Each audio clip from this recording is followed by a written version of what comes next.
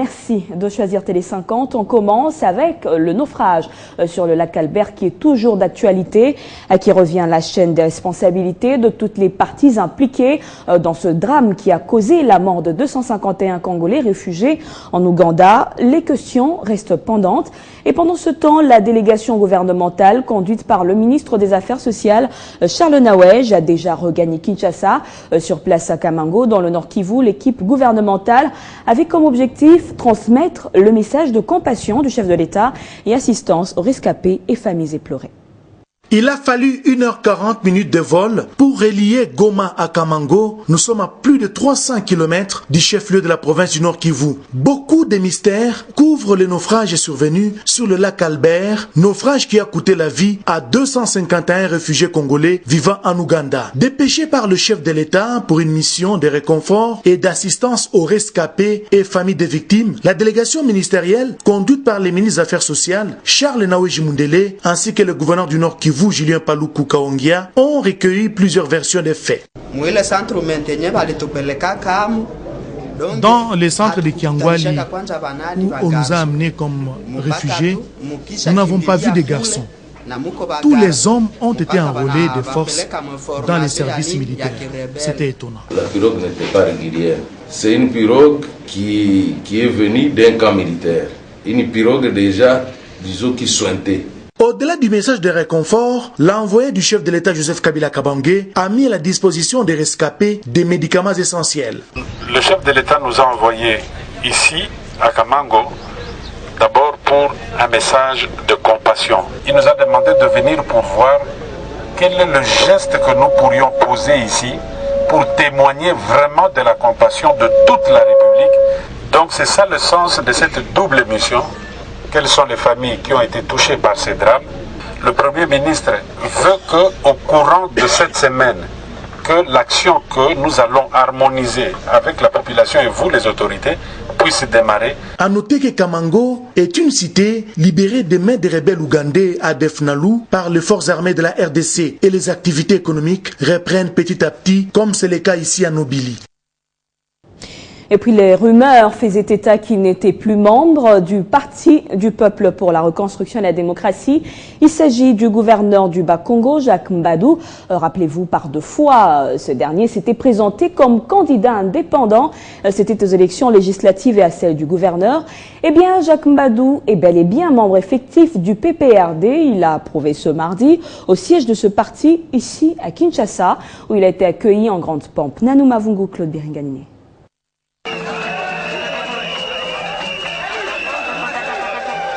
Au Parti du Peuple pour la Reconstruction et la Démocratie, l'on considère ceci comme un retour au bercail de l'un de ses membres les plus influents. Député national d'abord, puis gouverneur de la province du Bas-Congo, poste qu'il occupe jusqu'à présent, Jacques Mbadou a toujours postulé comme indépendant. Dans l'opinion, on le croyait déjà hors du parti, pourtant la réalité est tout autre, en témoignent ces images. PPRD, viva! Viva, viva, viva, victoire, Joseph Kabila, président. Bref échange avec le secrétaire général du parti et d'autres responsables, et quelques minutes après, la presse est fixée. Cette cérémonie veut tout simplement signifier que le gouverneur Jacques Mbadou a toujours été un militant, un camarade du PPRD. Et même si il s'est présenté aux élections comme indépendant au niveau du Sénat, au niveau de l'Assemblée nationale et au niveau du gouvernorat, il a toujours été un membre effectif du PPRD. Le Parti du Peuple pour la Reconstruction et la Démocratie est depuis des années le parti le plus puissant du pays, majoritaire dans les principales institutions politiques du pays. En moins de 3 ans des élections, le PPRD affûte déjà ses armes. Direction à présent l'hôpital du Cinquantenaire qui continue à accueillir des visiteurs. Pour cette 9e journée, ce sont les personnes vivant avec handicap, les mandataires des entreprises publiques et différentes universités qui étaient sur les lieux. Guy Chungu. Pour visiter l'intérieur de cet hôpital, il faut d'abord passer par cette porte où se trouve le guide. Ce mardi, le premier à franchir le seuil sont les personnes vivant avec handicap, conduits par leur président Martin Ekanga. Je crois sincèrement qu'aujourd'hui les Congolais n'ont pas besoin de l'Afrique du Sud ou de l'Europe pour ces soins. Tout est là sur place. Dans l'imagerie médicale, on a été impressionné par tout ce qu'on a vu. Les scanners de dernière catégorie, vous avez vu du bloc opératoire. C'est impressionnant. Ensuite, les mandataires des entreprises publiques, conduits par le ministre de la Santé, Félix Kabange. J'ai reçu les sénateurs. Le GFREM s'est dit être émerveillé par ces gestes du gouvernement congolais. Nous venons de confirmer réellement que la révolution de la modernité, comme nous on l'a dit à l'OGFREM, n'était pas un slogan, que c'est une réalité bien vivante. L'UNSS trouve plutôt en ces bâtiments une solution au problème de son personnel. Nous avons maintenant une solution. Donc on ne peut pas transférer aujourd'hui des malades, sauf s'il y a vraiment un cas urgent. Mais pour nous, UNSS, nous venons de trouver une solution pour cet hôpital. La visite aura duré un peu plus d'une heure et l'UNSS promet d'établir un partenariat avec l'hôpital pour la prise en charge de ses agents et assurés sociaux. Par ailleurs, l'OVD félicite la qualité de l'ouvrage et son équipement. En tant que constructeur d'abord, nous certifions que la qualité est là. Et c'est une véritable démonstration de la révolution de la modernité qui avait été prônée par le président de la République, avec la mise à la disposition de la population congolaise de cet aussi grand hôpital moderne, équipé, qui va pouvoir améliorer les conditions de vie de la population de la République démocratique du Congo. C'est ce mercredi que se clôturera la journée porte ouverte. Toute la population quinoise et les artistes y sont invités. Tous les gaz, on peut les avoir par des clôteries. On se rend à présent au Katanga. Le gouverneur Moïse Katumbi a échangé avec le général Ralph Tchalwe de la police nationale congolaise et avec le commissaire du district de Tanganyika. Au centre des échanges, la situation sécuritaire dans la province. Laetitia Massimango pour plus de précisions.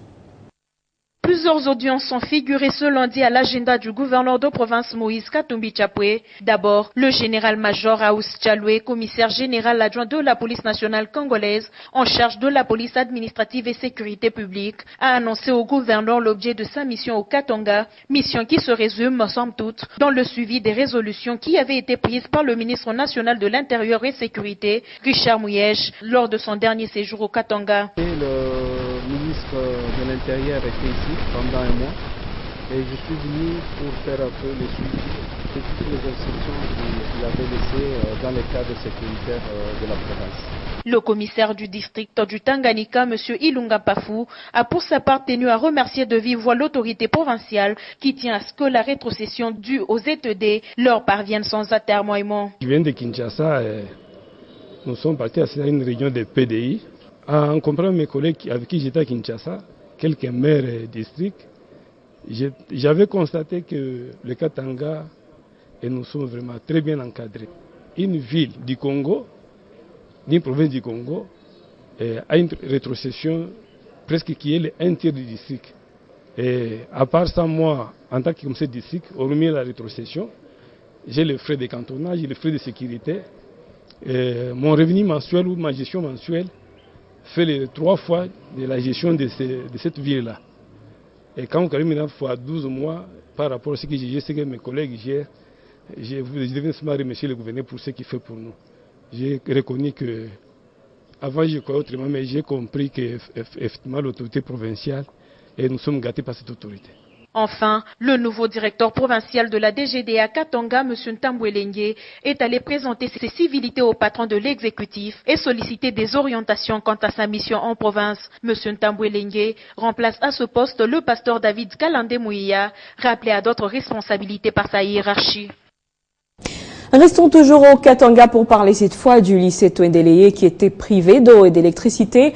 Eh bien, le gouverneur Moïse Katumbi s'est donc rendu sur les lieux afin de décanter la situation. Et c'est un accueil chaleureux que lui ont réservé les lycéennes. L'accueil enthousiaste à l'endroit du gouverneur de province Moïse Katumbi ce lundi au lycée Twendeleye a prouvé à suffisance que la goutte d'eau qui a fait déborder le vase le samedi dernier a été élaguée. Les instructions du gouverneur Moïse Katumbi de rétablir l'eau et l'électricité dont les élèves ont été privés pendant 2 semaines et demie ont été suivies à la règle. Moïse Katumbi s'en est rendu compte. Des chauds d'accolades et poignées de main, chants et cris d'allégresse ont ponctué cette visite.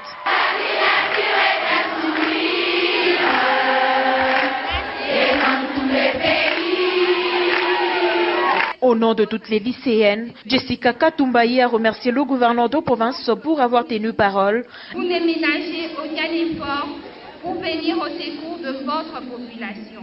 Les efforts que vous cessez de fournir sont toujours au profit de la population. Privés de l'énergie électrique depuis 2 semaines et demie, dans les ateliers de couture, dans les salles d'informatique, tout était aux arrêts. Les installations sanitaires sans eau ont présenté un danger pour nos élèves. Les internes les plus concernés étaient déjà rentrés dans leurs familles respectives. Dans son adresse, le gouverneur Moïse Katumbi a promis un groupe électrogène de son KVA et la réhabilitation de la piscine du lycée. Pour saluer et encourager la démarche démocratique dont elles ont fait montre afin de soumettre leur doléance à l'autorité provinciale, Moïse Katumbi les a gratifiés d'une excursion touristique à la ferme Futuka. Je vous demande aussi au ministre de vous mettre un groupe électrogène de 100 KVA. Avant de quitter le lieu, le gouverneur Katumbi a visité la cabine électrique remise en état. On revient à Kinshasa. La corporation Gédéon Développement a tenu son assemblée générale le 29 mars dernier. L'objectif pour cette organisation non gouvernementale était d'une part évaluer ses différentes actions dans la promotion du social de Congolais et d'autre part adopter le budget et le plan d'action 2014. C'est une organisation non gouvernementale qui veut visiblement faire plus pour le développement de la RDC. C'est l'objectif que vient de s'assigner Corporation Gédéon Development au terme de cette assemblée générale organisée à Kinshasa. Elle juge tout de même son bilan positif, bien que beaucoup reste à faire.